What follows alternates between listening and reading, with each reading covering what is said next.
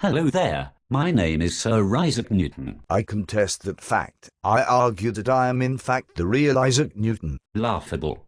Just how many people do you think even know that I wrote on religious matters, much less that I spent years of my life wasting time fiddling around with alchemy? No, I'm certainly the real Newton. Wasting my time? Why, I never. This is the fault of all of those, quote, historians who for years chose to clean up all the nasty, confusing details that didn't fit into accepted the view of who I was. As a result, years of my life have been totally neglected. What about all my brilliant treatises on God? Why does no one draw the link between alchemy and chemistry? And why on earth is Robert Hooke still even being talked about when I wanted that man wiped out of the history books? To be fair to the historians, not all of that stuff was buried forever, and it sometimes can be hard to get a fair picture of just who I was. Fairness be damned, I want my recognition. Well then just be glad that this project is being done. Glad? For heaven's sake, the rational and well-known Newton gets the proper avatar while I'm relegated to who? Albert Einstein. I mean, for heaven's sake, I look like a mid-scientist, and I'm supposed to feel better. All right, let's actually get started. The poor viewers must be horribly confused at this point.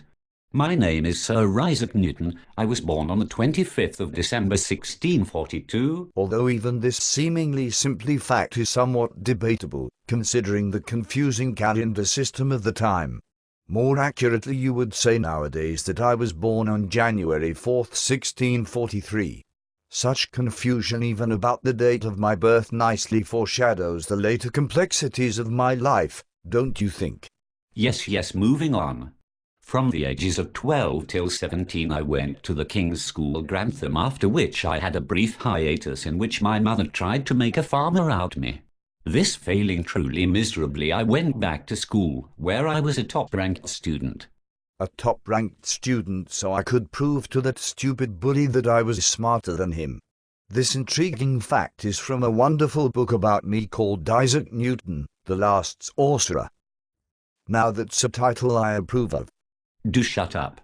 In 1661 I was admitted to Trinity College in Cambridge. I got my degree 4 years later, just before the university temporarily closed due to the Great Plague. I wasn't known as a particularly brilliant student. However, this is likely due to the fact that I was much more interested in modern ideas, as opposed to studying classical ideas, such as those of Aristotle. Working on my own after I graduated, I developed some of my most famous theories of calculus, optics, and gravitation in just 2 years. Although it would be many years until the world saw the publication of some of this material, because I was quite obsessed with criticism. In 1667 I returned to Trinity, this time as a fellow, which at the time meant I had to become ordained as a priest. This didn't sit well with some of my unorthodox views on religious matters. Luckily I was able to squeeze through some loopholes and never had to be ordained. Score 1 for Newton 2. Moving on. Early examples of my work in calculus can be seen long before my actual publication on it as a whole. 3 papers on what I called fluxions, and would later be called derivatives, circulated among mathematicians and scientists, some who mentioned them in their own work. In 1704 I added some of my work on fluxions in my book Optics to prove that I had developed a system of calculus all on my own. This was necessary because that horrible fellow Leibniz claims to have also developed calculus. Well, my Royal Society friends and I got back at him.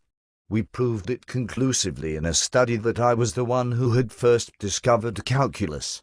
I ensured this study would have a favorable conclusion by writing said conclusion myself. Mwahaha.